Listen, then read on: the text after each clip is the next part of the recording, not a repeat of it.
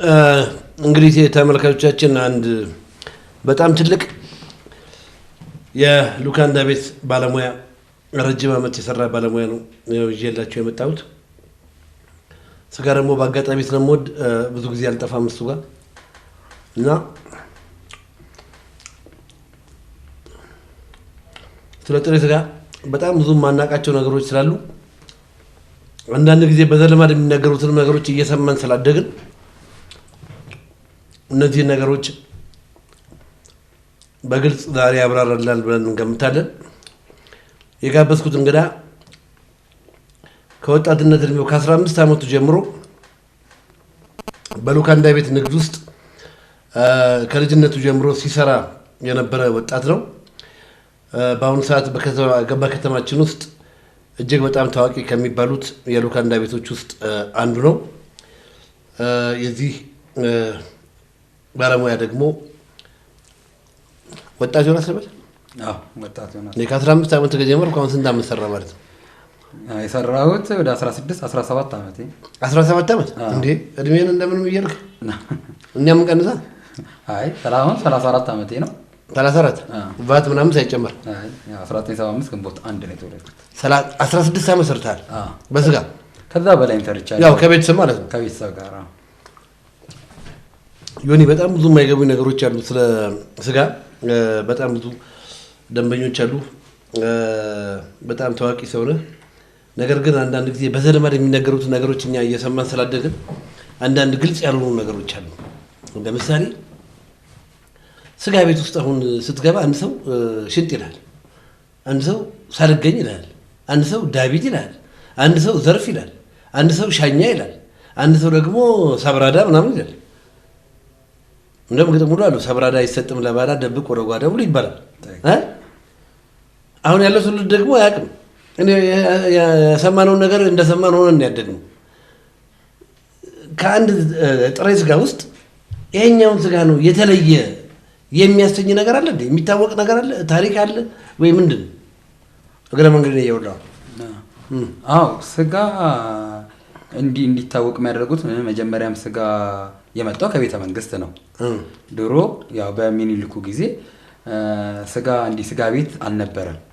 የነበረው ስጋ ቤት፣ ጠጅ ቤት ቤተ መንግስት ውስጥ ነው እና ቤተ መንግስት ውስጥ ነው ስጋ የሚቀርብ የነበረው። ሽንት ይዞ ሰው ምናምን በእንጨት ምናምን እና ለሰውም ያው የሚታረደውም እንደ ነውር የሚታይ ነበር። ውጪ አይታረድም። ምክንያቱም ስጋ ክብር ያለው ምግብ ስለሆነ በዛ ሰዓት ያለው ቤተ መንግስት ውስጥ ብቻ ነው እና ቤተ መንግስት ውስጥ ጠጅ ቤት ለብቻ አለ፣ ስጋ ቤት ለብቻ አለ እና እዛ ቤተ መንግስት ውስጥ ነው ስጋ ስማቸው ይወጣላቸውን ቤተ ሳልገኝ፣ ዳቢት፣ ሽንጥ፣ ነብሮ ያልን አሁን የምንጠራቸውን ስሞች ይወጣላቸው ቤተ መንግስት ውስጥ ነው እና ከዛ ነው የጀመረው ማለት ነው እስከ ዛሬ ድረስ ማለት ነው። እስከ ዛሬ ያው እሺ። አሁን አንድ ጥያቄ ልጠይቅህ። አንተ ነው እንደ ስጋ ባለሙያ እንደሆነ መጠን እኔ አሁን ሳልገኝ በላው፣ ሽንጥ በላው፣ ዳቢት በላው፣ ሻኛ በላው ምን ነው ልዩነቱ?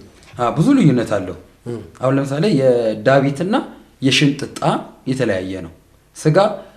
ስጋ ክፍል ውስጥ እያንዳንዳቸው ፓርታቸው የስጋ ጣዕማቸው የተለያየ ነው። አሁን ለምሳሌ አንተ ብዙ ጊዜ መተህ እኔ ጋር እንደምታስቸግር ዳቢት ትላለህ። ሌላ ሰው ደግሞ ትልልቅ ሰዎች ደግሞ ነብሮ፣ ቡሩንዶ ይላሉ። ያለ ማለት ያ ምንድነው?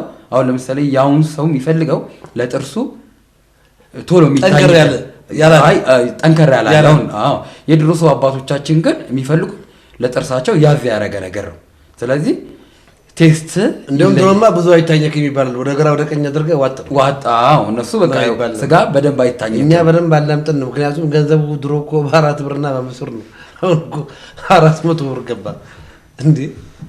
ያው ምን ዋጋው ላይ ያዛረግ አይ ያው ዋጋው ልክ ነው። ዋጋ ጨምሯል። የጨመረበት ምክንያት ምንድነው? አሁን ስጋ እንደ ድሮ ዝም ብሎ እንትን የሚል ነገር አይደለም። ምክንያቱም በቃ ገበሬውም ለጥሬ ስጋ እንዲበላ አድርጎት ነው። አሁን ለምሳሌ ስጋ እኮ አሁን 400 ብር 300 ብር 350 ብር ሲሸጥ እንደገና ደግሞ 100 ብር የሚሸጥ ስጋ አለ፣ 80 ብር የሚሸጥ ስጋ አለ፣ 150 ብር የሚሸጥ ስጋ አለ። ግን ሁሉም ስጋ ነው። ግን ልዩነት አለው። ልዩነቱ ምንድነው? አሁን ለምሳሌ አንድ የሀረር ሰንጋና አንድ የማንኛውም የክፍለ ሀገራችን ሰንጋዎች አንድ አይደሉ። ምክንያቱ ለምንድን ነው?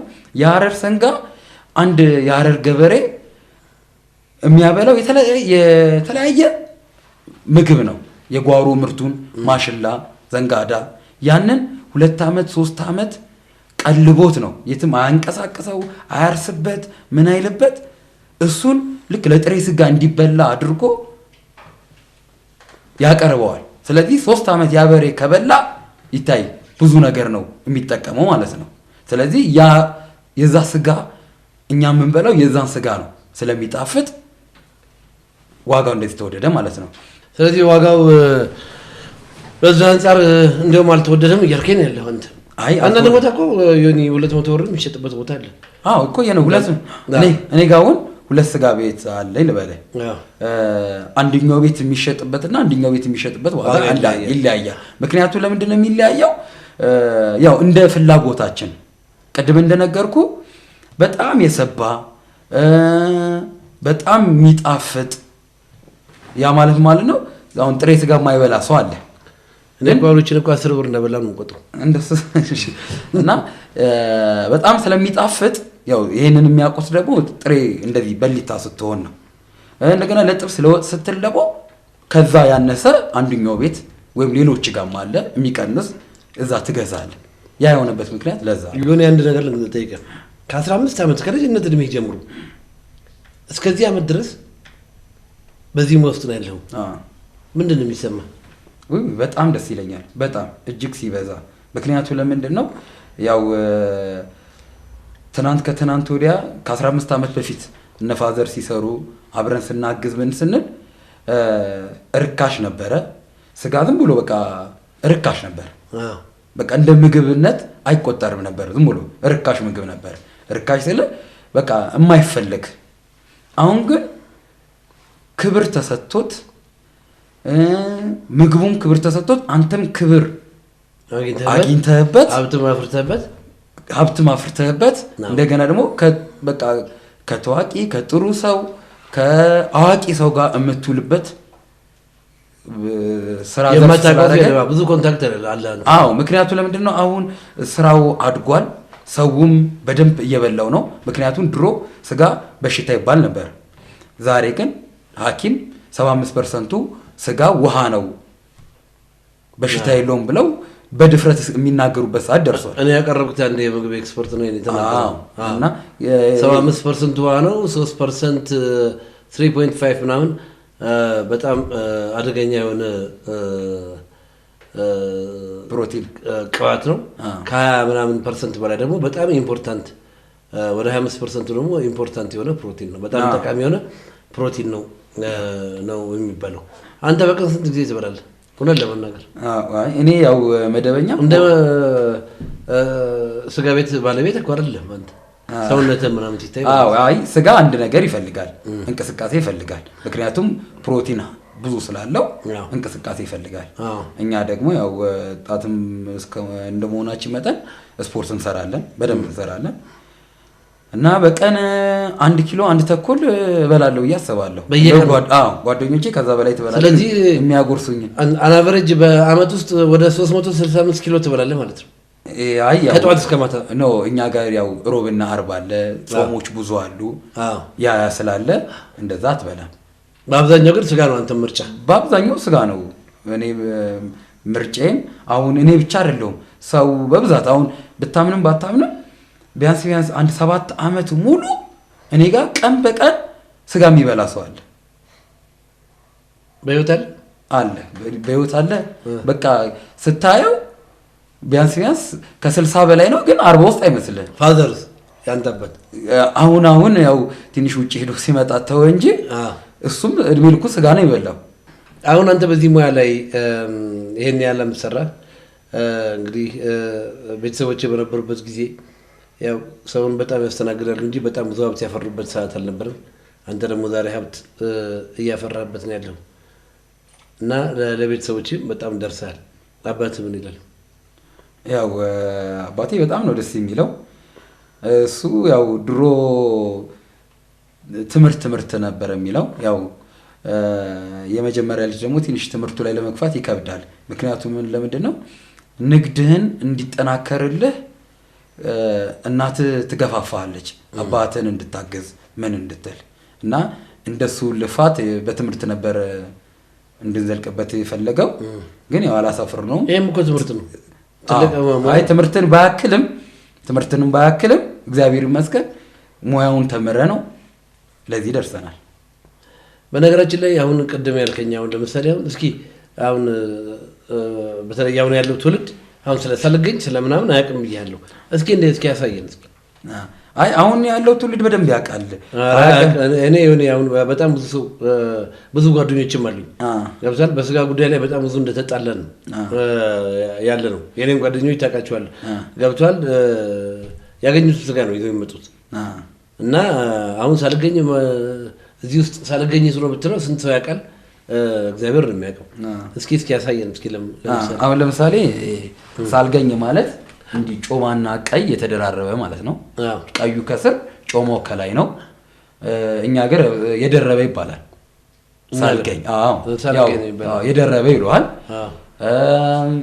እንደገና ደግሞ ሳልገኝ ላይ ውስጡ የሚፈለገው ዳዊት ማለት ይሄ ነው።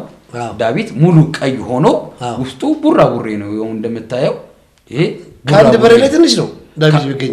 ይሄ ለውስጥ ለቤተሰብ የሚሰጥ ነው። ይደበቃል? አይ አይደበቅም። ኧረ ትደብቃላችሁ እንዴ? ትደብቃላችሁ? አይ ይኸው ለነገሩ ወደ ጓዳ ነው የሚቀመጠው ዳዊት እንዴ? አይገኝም ፊት ለፊት ስጋ። ያው አንድ በሬ ላይ እውነት ነው እንዳልከው አንድ በሬ ላይ በጣም ትንሽዬ ነች።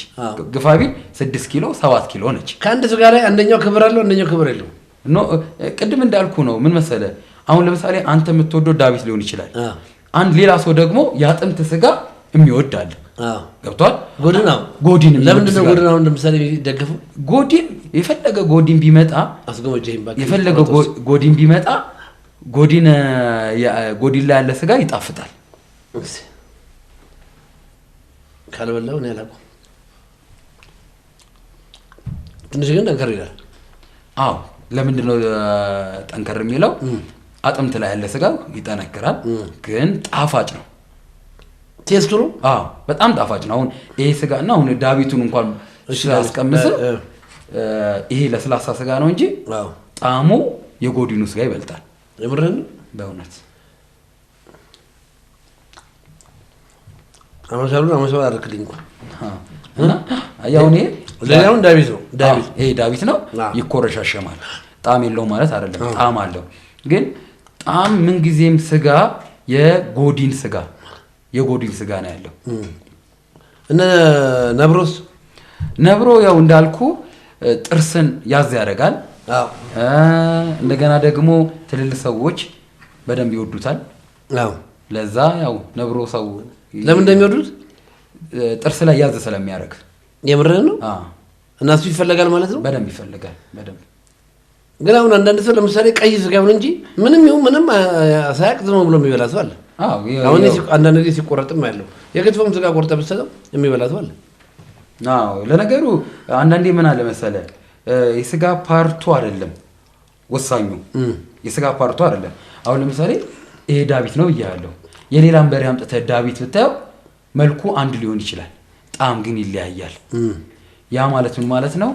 ስጋ ለጥሬ የሚሆነው ሀረር ጁሩ የሚቀለቡ በሬዎች ማንኛውም ፓርት ስጋቸው ለጥሬ ይሆናል። በስመ ተለምዶ የክትፎ ስጋውን ንቅል ነው አይደለ? የጮማ በሬ ንቅል ለጥሬ ይሆናል። በነገራችን ላይ ሆነ ያው አንዳንድ ጊዜ ኃላፊነት ይሰማቸዋል። አሁን አንዳንዶቹ ያልተመረመረ ስጋ ይሸጣሉ። በጤና ላይ ከፍተኛ ጉዳት የሚያስከትል ነገር አለ። አንደኛው ከስጋ ነው የሚመጣውና ያልተመረመሩ ስጋዎች በሚሸጡበት ጊዜ በከፍተኛ ጉዳት ያስከትላል በጤና ላይ። እናንተ ጥንቃቄ ታደርጋላችሁ? በደንብ ነው ጥንቃቄ የምናደርገው። ምክንያቱም ለምንድን ነው ያው በአሁኑ ሰዓት በየስጋ ቤቶች እየበዙ ስለሆነ ፉክክሩም ስለበዛ ይህን ነገር በጣም ነው ጥንቃቄ የምታደርገው። ከዛም በላይ ደግሞ የጤና ጉዳይ ነው። ከዛም በላይ የህይወት ጉዳይ ነው፣ የጤናም ጉዳይ ነው። በቃ ስጋ ቤቶች በጣም ጥንቃቄ ያደርጋሉ። ቄራም ደግሞ ቁጥጥሩም ብዙ ነው። ከቁጥጥሩ ደግሞ የበለጠ አሁን ቄራዎች በየቦታው የግልም ቄራ ስላለ የዜግነት ኃላፊነትም አለ እኮ ከዛም በላይ ከምንም ነገር በላይ ከምንም በላይ ማንም ተቆጣጣሪ መስሪያ ቤት ኖረ አልኖረ አንድ ሰው በሰው ሕይወት ላይ ለመፍረድ ጭንቅላቱ መታዘዝ አለበት። ትክክል ገብቷል። ከምንም ነገር በላይ ኃላፊነት ተሰምቶት ያ ባለቤቷን አንተን እንደምታደርገው ኃላፊነት ተሰምቶ ለዜጋው ተቆርቋሪ ሆነ ያልተመረመረ ስጋ ላለመሸጥ ጥንቃቄ ታደርጋለህ። ከምንም ነገር በላይ እሱ ነው የበለጠ እንትን የሚያወጣው። በነገራችን ላይ ዮኒ እኔ እንግዲህ ብዙ ጊዜ ቤትህ እመጣለሁ። ሰው ማብላት ደስ ይላል። እየዞርክ በቢላዋ እየሸረከትክ ሁሉንም ሰው ስታበላ ምናምን ስታጎርስ ምናምን ያለው እና ምንድን ነው ነገር የእኛ ሀገር ሰው ሲተርት ምንድን የሚለው ከፍትፍቱ ፊቱ ወይንም ደግሞ ከመልካም ሽቶ መልካም ስም ይበልጣል የሚባል ነገር አለ። እንደዛ ብለን አይ ይሄንን የለመርኩት ያው ከአባቴ ነው። ድሮ ያው በመስኮት ሆነ መሸጥ ብቻ ነበረ እና እዛ በሚሸጥበት ሰዓት መጥተው ለሚገዙ ሰዎች እየቆረጠ አንድ ቆርጥና ያቆርሳቸዋል። ከዛ በኋላ ወደ ሽያጩ ይገባል። ያ ሰው ተመልሶ እንደገና ነገም ይመጣል። ሳምፕል ማለት ነው እና እሱን አይቼ ነው እኔም ለደንበኞች አሁን አንዳንድ ነገር እንደው አዲስ አበባ ከተማ ውስጥ በጣም ብዙ ስጋ ቤቶችን ተመልከት። ንጽህናቸውን ተመልከት። የስጋ ቤት በጣም ከፍተኛ ጥንቃቄ የሚጠይቅ ምግብ ነው ስጋ። በጣም ብዙዎች ቤቶችን በምታይበት ጊዜ ንጹህ አይደሉም። ለጤና መቼም ጎጂ ነው ብዬ መናገር እችላለሁ። አብዛኛዎቹ ቤቶች በምታይበት ጊዜ ማለት ነው ማህበር የላችሁም ወይ የሚሻሻልበት ሌላ መንገድ የለም ወይ የስጋ ቤቶች እንደዚህ እንዲሆኑ ትፈርዱባቸዋል። አሁን አንዳንዶቹ በጣም ንጹህ ሆነው የምታገኛቸው ቤቶችም አሉ። በጣም በቁጥር በጣም አነስተኛ የሆኑት አብዛኛው በየሰፈሩ ያለው ስጋ ቤት ስጋውን ራሱን ገብተህ እንኳን የምትገዛበት ቤት አይደለም። በጣም ብዙ ኃላፊነት የሚጠይቅ ነገር ነው እና ህብረተሰቡ በእንደዚህ አይነትም ጤናው የሚጎዳበት ሁኔታ አለ እና ማን ነው የሚመለከቱ ይሄንን? አሁን ለእንደዚህ አይነት ሰዎችስ ፈቃድ የሚሰጥበት ምክንያት ምንድን ነው? እውነት ለመናገር አዎ ይሄ የሉም ማለት አይቻልም፣ አሉ። ይህንንም የሚቆጣጠር አለ መስሪያ ቤት እየተቆጣጠረ ነው ብዬ አሁን ልበለው። ያው እየተቆጣጠረ ነው ብዬ አስባለሁ። ምክንያቱም አንተ ነው የምታስበው፣ እኔ ግን እኛ በዓይናችን የምናየው እንደ አንድ ጋዜጠኛ ሳይ የሚመለከተውንም የመንግስት አካል እኮ መጠየቅ ኃላፊነት አለብን። ኃላፊነት የማይሰማቸው ደግሞ በቁጥር በጣም በርካታ ናቸው። ስለዚህ ህብረተሰቡ ላይ የጤና ጉዳት ሊደርስ ይችላል እና እነዚህን ቤቶች እንዲሰሩ ተፈቅዶላቸው አይደል እንዴ እየሰሩ ያሉት? እኔ አይመለከተኝም እንጂ አንድ የመንግስት አካል በኖር እኮ ጠዋት ነበር የምዘጋው።